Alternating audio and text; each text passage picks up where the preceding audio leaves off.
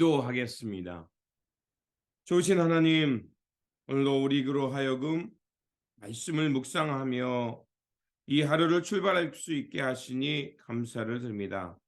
하나님, 우리의 삶의 자리가 어디에 있든지 좌로나 우로나 치우치지 않게 하여 주시고, 먼저 하나님 나라와 의를 구하며 하나님의 백성답게 살게 하여 주옵소서.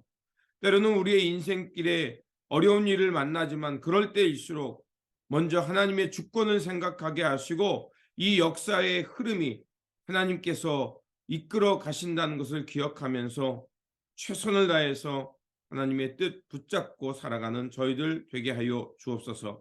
그래서 우리의 삶의 자리에서 주님의 이름을 높이게 하여 주시고 하나님의 영광을 드러내는 삶의 자리가 되게 하여 주옵소서. 우리 구주 예수 그리스도의 이름으로 기도드립니다. 아멘. 오늘 우리에게 주신 말씀은 사무엘상 30장, 본문 읽기는 30장 1절에서 10절입니다. 다윗과 그의 사람들이 사흘 만에 시글락에 이른 때에 아말렉 사람들이 이미 네겜과 시글락을 침노하였는데 그들이 시글락을 쳐서 불사르고 거기에 있는 젊거나 늙은 여인들은 한 사람도 죽이지 아니하고 다 사로잡아 끌고 자기 길을 갔더라. 다윗과 그의 사람들이 성읍에 이르러 본즉 성읍이 불탔고 자기들의 아내와 자녀들이 사로잡혔는지라. 다윗과 그와 함께한 백성이 울 기력도 없도록 소리를 높여 울었더라. 다윗의 두 아내 이스라엘 여인 아히노암과 갈멜 사람 나발의 아내였던 아비기일도 사로잡혔더라. 백성들이 자녀들 때문에 마음이 슬퍼서 다윗을 돌로 치자 하니 다윗이 크게 다급하였으나 그의 하나님 여호와를 힘입고 용기를 얻었더라. 다윗이 아히멜렉의 아들 제사장 아비아달에게 이르되 원하건대 에봇을 내게로 가져오라. 아비아달이 에봇을 다윗에게로 가져가매 다윗이 여호와께 묻자와 이르되 내가 이 군대를 추격하면 따라잡겠나이까 하니 여호와께서 그에게 대답하시되 그를 쫓아가라. 내가 반드시 따라잡고 도로 찾으리라. 이에 다윗과 또 그와 함께한 600명이 가서 부올 시내에 이르러 뒤떨어진 자를 거기에 머물게 했으되 곧 피곤하여 부솔 시내를 건너지 못하는 200명을 머물게 했고 다윗은 400명을 거느리고 쫓아가니라. 아멘. 오늘 본문 말씀은 다윗이 하나님을 힘있게 의지함을 통해서 위기를 기회로 만드는 말씀입니다. 길보아 전투에 참전했다가 이제 블레셋 방백들에 의해서 그 전투에서 제외됐고 그로 인해서 자기 민족과 싸우지 않아도 되는 그 길을 갖게 되었습니다. 그래서 다윗과 그 일행들은 시글락 자기들이 머물고 있던 성읍으로 돌아왔는데 그 길보아 전투에 참여하러 떠났던 그 사이에 아멜렉 사람들이 시글락을 침노해서 약탈했고 자기들의 가족들과 자녀들을 다 노예로 끌고 간 것을 발견하게 됩니다. 그래서 3절과 4절에 보면 다윗과 그의 부하들이 통곡하여 얼마나 심하게 울었는지 울 기력조차 없을 정도로 통곡했다고 말합니다. 얼마나 그들의 큰 슬픔이 있었는지를 알 수 있습니다. 가족이 자기는 어려워도 가족이 어려움 당하는 것은 그 아버지나 어머니로서 참 감당하기 힘든 거죠. 이렇게 큰 슬픔에 빠진 부하들, 그런데 급기야 그 슬픔과 분노는 이제 다윗에게 향하게 됐고 다윗을 돌로 치려고까지 했다라고 6절에서 말합니다. 백성이 자녀들 때문에 마음이 슬퍼서 다윗을 돌로 치자라고 합니다. 다윗은 아마 이때 심정이 어땠을까요? 그들의 누구보다도 그들을 보호했고 위로해 주던 다윗이었습니다. 그런데 슬픔과 어려움을 만나자 그들은 금방 돌아서서 다윗을 배척하고 죽이려고까지 합니다. 아마 다윗의 심정은 처음에는 큰 배신감과 허탈감에 빠졌을 것입니다.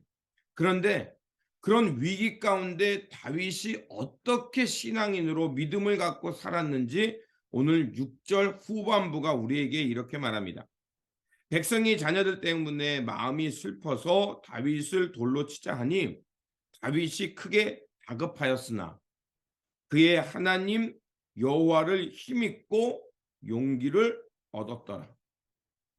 다윗의 부하들이 다윗을 돌로 치려 하는 그 위급한 상황이었지만 그때 다윗은 가장 먼저 여호와 하나님을 찾았다는 겁니다. 그리고 그 하나님께 나아가 간절한 마음으로 지금의 위기 상황을 알렸을 것입니다. 그러자 하나님으로부터 그는 어느 것도 줄 수 없는 힘과 용기를 하나님으로부터 얻게 됩니다. 그리고 다윗은 이제 제사장 아비아달에게 말해서 에봇을 가져오라고 하고 하나님 앞에 나아가 하나님께 제사를 드리며 하나님의 뜻을 구합니다. 바로 이런 것이 다윗의 모습이라고 볼 수 있죠. 하나님을 찾고 그리고 하나님의 뜻을 묻고 그 다음에 행동하는 모습이 다윗의 이런 신앙적인 모습입니다. 그리고 하나님께서는 8절에서 그 하나님의 뜻을 묻는 다윗에게 그 군대를 추격해 가면 반드시 따라잡고 잃어버렸던 것들을 도로 찾을 것이라고 하나님으로부터 응답을 받게 됩니다. 그리고 하나님께서는요, 이렇게 하나님을 의지하며 하나님의 뜻을 묻는 다윗에게 어떤 일이 일어나면 아벨렉을 추격해가는 도상에서 그 아멜렉과 함께했던 그 애굽 출신의 노예를 만나게 되고 그리고 그 노예가 그 시글락과 그 여러 전투에 참여했던 그 노예라는 것을 알게 되고 그리고 그가 병들어자 아멜렉 사람들은 버렸거든요. 하지만 다윗은 그를 돌보면서 그를 긍휼히 여깁니다. 그래서 그 애굽의 노예 출신 그 아멜렉의 노예였던 그를 통해서 아멜렉 사람들의 있는 위치와 그들이 어떻게 전략을 짜는지를 알게 되고 결국 밤중에 그들을 공격해서 가족과 약탈당했던 것을 도로 찾아오는 것을 볼 수가 있습니다. 오늘 이 본문을 통해서 사울과 다윗 왕의 대조적인 모습을 보게 됩니다. 둘 다 위기 가운데 빠졌습니다. 하지만 사울 왕은 접신하는 여인을 통해서 죽었던 사무엘의 영혼을 찾아서요. 그 자기의 이 두려움을 해결하려고 했습니다. 하지만 다윗은 위기 속에서 가장 먼저 하나님을 찾았고 하나님으로부터 힘과 용기를 얻은 다음에 하나님의 뜻을 물으며 그 위기를 헤쳐나가는 것을 볼 수가 있습니다. 결국 오늘 본문은 우리에게 우리가 인생에서 참으로 의지하고 따라갈 분이 누구인가를 우리에게 말해주고 있습니다. 하나님은 우리가 환난난에 피난처 되시며 위기를 만날 때 힘과 용기를 주시는 하나님임을 오늘 본문은 우리에게 말해주고 있습니다. 그래서 시편의 지혜자는 시편 18편 1절에서 2절에 이렇게 고백합니다. 나의 힘이신 여호와여 내가 주를 사랑하나이다.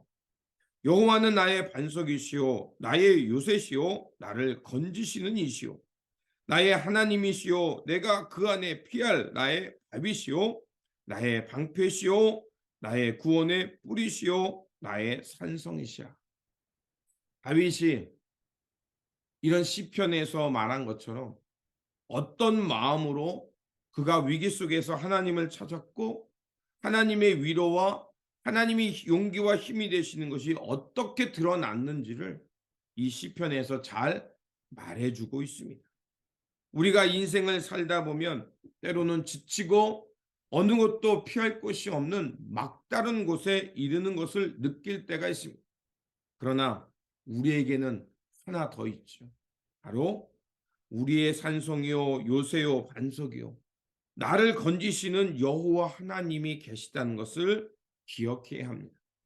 우리가 이렇게 하나님께 마음을 두고 하나님께 피하면 하나님께서 우리에게 피할 바위와 또 우리의 그 반석이 되어 주시고 방패가 되어 주시고 구원의 뿔이 되어 주셔서 다시 일어설 수 있는 힘과 용기를 주실 거라 우리는 믿습니다. 그러므로 언제 어디서나 하나님을 의지하고 위기를 만났을 때 그분께 피하여 힘과 용기를 얻으며 살아가시는 삶이 되시기를 바랍니다.